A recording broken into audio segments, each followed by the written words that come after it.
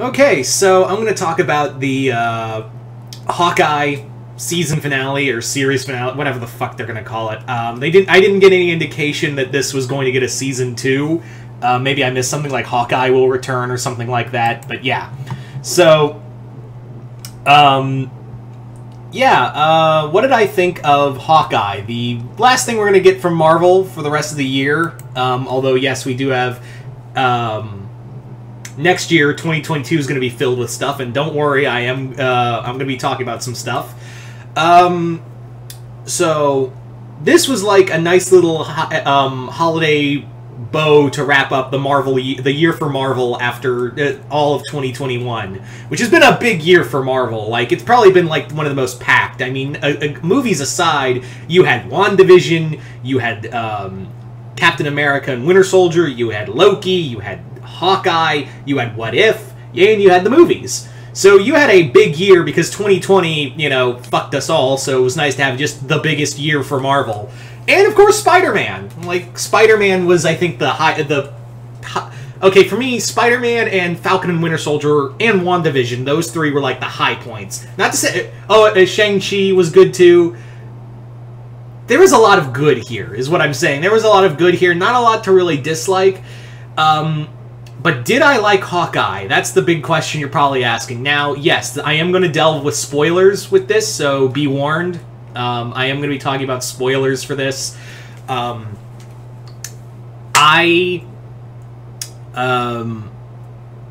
like this show. First off, I'm going to talk about the positives, because I do have a lot of positives. This was a lot of fun. Hawkeye's one of my favorite superheroes, and Jeremy Renner kills it in here. I love... I think it's Haley Steinfeld? I forget her name, but yeah, she's really good as Kate Bishop. I love the chemistry between the two, and seeing all these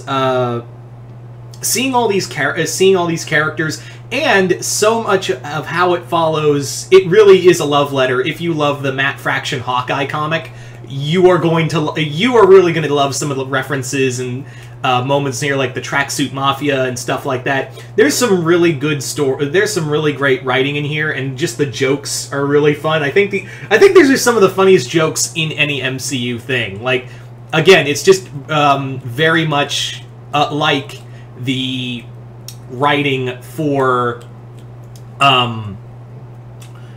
it's very much of Matt Fraction's writing. Like, this really does feel like a Matt Fraction comic most of the time. I love the introduction of Echo. I love the stories with all of these characters interwoven.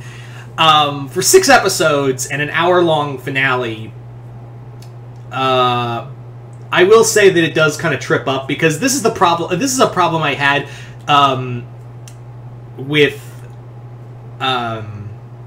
well, actually, no. It didn't feel like a problem with the other 6-episode show, Falcon and Winter Soldier, because I felt like it told the story very coherently. This, it tries to do I feel like it tries to do way too much with way too little time. Like, I really do feel like those first 2 episodes don't really do anything, and then as the show progresses, it's like I feel like we had to like do a mad dash to the finish line. That's my problem, is that it really does feel like it was a mad dash to the very end of the finish line. And that's what I feel bothered me about the finale, is that we were trying to accomplish so much with so little time. I feel like this really would have benefited from maybe at least one more episode. At least maybe one more episode, or maybe 2. Make it an 8-episode story. I mean, WandaVision got 9 episodes to tell its story. And I feel like if WandaVision was like if it was 6 episodes, oh man, they would have been packing way too much in way too little time. So I feel like this is the same thing. Falcon and Winter Soldier felt coherent and felt like, yeah, it exactly needed to be 6 episodes to tell that story. Here, maybe one more episode. More positives is I love the chemistry between Yelena and Kate. I am honest to God hoping we get a Hawkeye and Black Widow show with Kate and Yelena. I would love to see, no lie, I would love to see a Disney Plus series of Kate and Yelena teaming up and having it be like a fun female buddy cop thing. That would be That'd just be fun. Like, it would just be just an absolute blast. And I really hope they are, like, they do announce that. I'd be excited for a Kate and Yelena show. Maybe have, I don't know, Count Nefaria as the villain, maybe? Because there is something that happened in here that was cool for all of 5 minutes. And that is the return of Vincent D'Onofrio as the Kingpin. Yes, we do know that Daredevil is back in the MCU. Thank you, Spider-Man No Way Home. And then we get Vincent D'Onofrio back as Kingpin. And it feels wasted. It, honest to God, feels wasted. Like, D'Onofrio, no disrespect to D'Onofrio, because he really brings, like, when he shows up in that scene with the cane and the white suit, I was like, not only is he super comic accurate right now, he is really, like, reminding everyone, oh yeah, that's one of that's the reason why you were one of the biggest reasons the Netflix Daredevil show was so goddamn awesome. Oh yeah, I forgot that. And he's also wearing the Hawaiian shirt, like, from, that Spider-Man graphic novel, I think, Family Business. Spider-Man Family Business. And how he fights is a lot more accurate to, the comics of just how he just, like, tanks arrows and, like, is dealt a lot of damage, and keeps on, trucking through. And I'm thinking to myself the whole time, man, I cannot wait to see Vincent D'Onofrio's Kingpin take on Spider-Man. Because now Spider-Man's back to that street level. No more Avengers level threats. He's, like, on that street level stuff. So I'm just imagining Peter and Fisk, you know, throwing down. Like, that would be... Seeing, like, D'Onofrio's Kingpin and Tom Holland's Spider-Man throwdown. I don't get that. No one gets that because they fucking kill Kingpin. Like, they put him out like a bitch at the end of the show. Like, after everything from the Daredevil show and then bringing him, like, hyping him up as the new big bad of the MCU, you fucking kill him in an off-screen shot by Echo. And I wasn't happy about that because now it makes me wonder, was that scene with Charlie Cox in Spider-Man just meant to be a cameo? Because now it's really feeling like they were just here to be, like, fan service, and that's really starting to piss me off, because the MCU writing and storytelling is way above just doing... I mean, yes, they've done fan service before, but, like, reference to the comics. Doing this with TV shows is a little more, like, you were messing with us. Like, that's messing with us now, because if you don't use these actors and characters, then what the fuck was the point other than let's get more people in seats? That's a very Bob Chapek thing, the current CEO of Disney. So, which wouldn't shock me because of how not well he handled things with Black Widow. You know, with the Black Widow film and the streaming service, and you know that lawsuit with Scarlett Johansson. You know, shit like that. So it does piss me off. It was literally like when Maya shows up, and she's great. I really like Maya, and I can't wait for her show. Hopefully Daredevil shows up, because she is a Daredevil character. So hopefully Daredevil will show up there, and then when she gets out of the car and Kingpin's getting away, they're like talking, and he's like kind of like begging her with the pistol, and she's got the pistol in his hands, like, we're family and all that, and I'm like, don't do this.